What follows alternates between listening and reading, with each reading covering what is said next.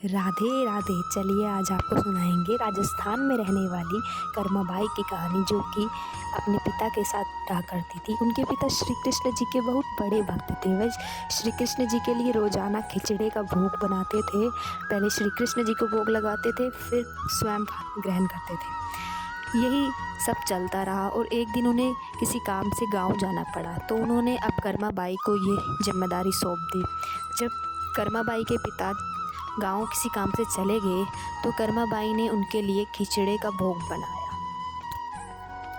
और इंतज़ार करती रही कि कब बाल गोपाल आएंगे और उनके भोग को ग्रहण करेंगे। पर वो भोली बेचारी कैसे समझे बच्ची कि कृष्ण भगवान इतनी आसानी से उसका भोग स्वीकार करने नहीं आएंगे। तो वह पूरे दिन देखती रही कि भोग तो लगा ही नहीं है, कृष्ण भगवान ने भोग तो खाया ही नहीं है, खिचड़ी तो वैसी की वैसी पड़ी है। वह पूरे दिन बोलती रही, कान्हा जी आप जब तक भोग नहीं लगाएंगे तब तक मैं भी भोजन नहीं ग्रहण करूँगी, क्योंकि मेरे पिताजी का यही नियम है और मैं यह नियम नहीं तोड़ना चाहती हूँ। सुबह से शाम हो गई, वह रोती रही तो एकदम मूर्ति से आवाज़ आई। श्री कृष्ण भगवान की मूर्ति से आवाज़ आती है कि हे बेटी, तू तो पर्दा लगाना भूल गई है, पर्दा लगा फिर मैं तेरा भोग ग्रहण कर लूँगा। जैसे ही वो पर्दा लगाती है और थोड़ी देर बाद पर्दा हटाती है तो देखती है कि खिचड़ी गायब हो गई। तो वह बहुत खुश होती है और खुशी से भोजन करती है। यह सब रोज़ाना चलता रहता है। तो जिस दिन उसके पिता घर आते हैं और पिता ये सब देखते हैं तो पिता बड़े ही हैरान हो जाते हैं कि मैं तो पापी व्यक्ति हूँ, मैंने इतनी भक्ति की तब भी श्री कृष्ण मेरा भोग स्वीकार करने कभी नहीं आए। पर मेरी बच्ची ने कितनी प्रेम भाव से भक्ति की, जो श्री कृष्ण भगवान स्वयं उसका भोग ग्रहण करके जाते हैं, स्वयं खिचड़ी खा के जाते हैं। तो ये प्रतिदिन चलता रहा और धीरे धीरे करके कर्माबाई बड़ी हो गई और एक दिन उनके पिता की मृत्यु हो गई। तो वह जगन्नाथपुरी में जाकर रहने लगी और जब वह बुढ़िया हुई तो जगन्नाथपुरी में ही उन्होंने अपना जीवन बिताया और उन्होंने वहाँ एक छोटी सी कुटिया बना ली।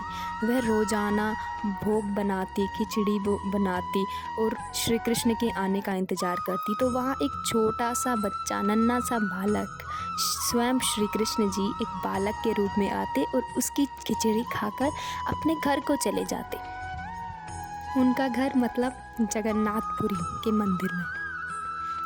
तो वहाँ एक बहुत ही बड़ा सिद्ध पुरुष मतलब एक ऋषि मुनि आए और उन्होंने कर्माबाई के बारे में सुना। वह कर्माबाई के पास गए, कर्माबाई को बोला कि तुम बिना नहाए धोए, बिना चौका फेरे और श्री कृष्ण भगवान जी के लिए और खुद के लिए खिचड़ी बनाने लगती हो और भोग लगाती हो, पूजा करती हो बिना नहाए धोए, ये तो बहुत ही गलत बात है।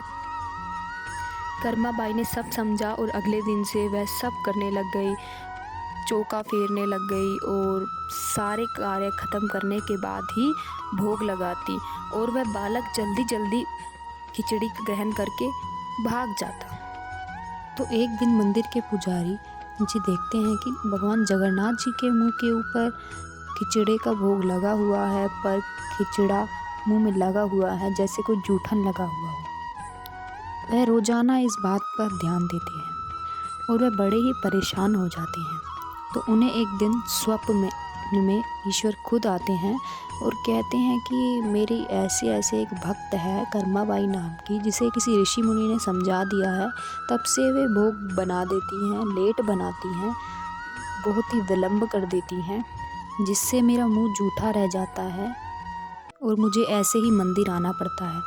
वह पंडित अब सारी कहानी समझ जाता है और वह उस ऋषि मुनि को ढूंढता है जिसने कर्माबाई को यह सब बताया होता है। ऋषि मुनि को वह सब बताता है तो ऋषि मुनि समझ जाता है कि मुझसे बहुत ही बड़ी गलती हो गई है। वह कर्माबाई को बोलता है कि तुम जैसे पहले नियम करती थी वैसे ही करो, तुम्हें नहाने की या कुछ और करने की ज़रूरत नहीं है, तुम अपने खिचड़े का भोग वैसे ही लगाओ।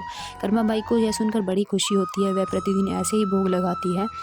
और एक दिन जब कर्माबाई जी का अंतिम समय निकट आता है तो पंडित जी के सपने में ईश्वर जी फिर आते हैं और अगले दिन जब वह देखते हैं मंदिर में जाकर तो सब बड़े ही हैरान हो जाते हैं, पंडित जी और वहाँ खड़े भक्त भी, कि भगवान जी की आंखों से आंसू बह रहे हैं। और अगली रात फिर पंडित जी को दोबारा सपना आता है और पता लगता है कि कर्मा बाई जी की मृत्यु हो गई है। यह सुनकर वह बड़ा ही शोक में आ जाते हैं। कुछ ऐसी थी हमारे राजस्थान में रहने वाली कर्मा बाई। राधे राधे।